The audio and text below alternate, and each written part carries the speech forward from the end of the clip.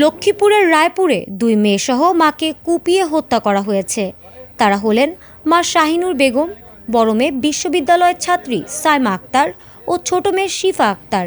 এ ঘটনায় আহত মেঝো মেয়ে কলেজ ছাত্রী ইকরা আক্তারকে আশঙ্কাজনক অবস্থায় ঢাকা হাসপাতালে পাঠানো হয়। এদিকে ঘটনার সঙ্গে জড়িত সন্দেহে অজ্ঞাত এক যুবককে গণপিটুনি দেওয়া হয়েছে। তাকেও উন্নত চিকিৎসার জন্য সদর হাসপাতালে পাঠানো হয়। ঘটনার সময় পরিস্থিতি নিয়ন্ত্রণে আনার চেষ্টাকালে উত্তেজিত জনতার ইট পাটকেলে পুলিশের ৬-৭ জন সদস্য আহত হয়েছে। বৃহস্পতিবার সকালে রায়পুর পৌরসভার ৩ নং ওয়ার্ডের গোডাউন রোড এলাকার ভাড়া বাসায় ঘটনাটি ঘটে। তবে কী কারণে ঘটনা ঘটেছে এবং ঘটনার সঙ্গে অন্য কেউ জড়িত রয়েছে কিনা তা বলতে পারেনি কেউ।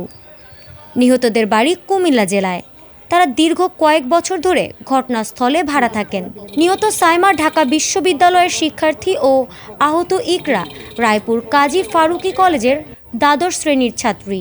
পুলিশ ও স্থানীয় সূত্র জানায়, দীর্ঘ কয়েক বছর ধরে শাহিনুর তার সন্তানদের নিয়ে ঘটনাস্থলে ভাড়া বাসায় থাকেন।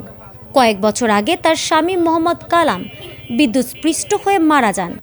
এরপর থেকে ৩ মেয়ে ও ১ ছেলেকে নিয়ে শাহিনুর ওই বাসায় বসবাস করে আসছেন। সকালে ৩ মেয়েসহ শাহিনুরকে কুপিয়ে হত্যা করা হয়। এ ঘটনায় স্থানীয়রা ঘাতক যুবককে গণপিটুনি দেয়। পরে পুলিশ এসে পরিস্থিতি নিয়ন্ত্রণে আনে।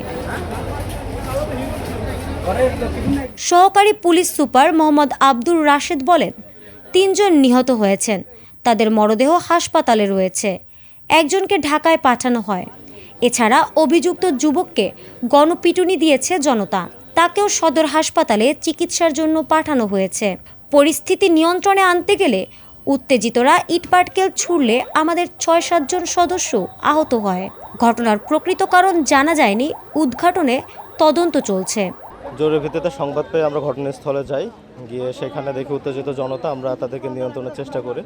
পরবর্তী জনতা ক্ষিপ্ত হয়ে আমাদের দিকে ইট পাথর নিক্ষেপ করা শুরু করলে আমরা ৪ জন ভিকটিমকে গুরুতর অবস্থায় নিয়ে হাসপাতালে আসি।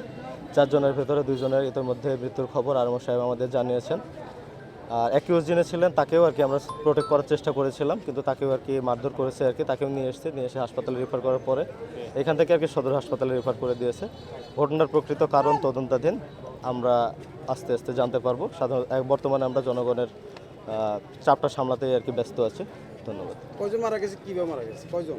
4 জন টোটাল ভিকটিম 4 জন। তারা ছুরিকাঘাত পেয়েছে আর মতো নিয়ে আসার পরে মেডিকেল থেকে বলা হয়েছে যে তাদের শরীরে ছুরিকাঘাতের আঘাত ছিল। তার ভেতরে 2 জন মারা গেছে। একজনের অবস্থা বর্তমানে সংকটাপন্ন, আরেকজন চিকিৎসাধীন আছে।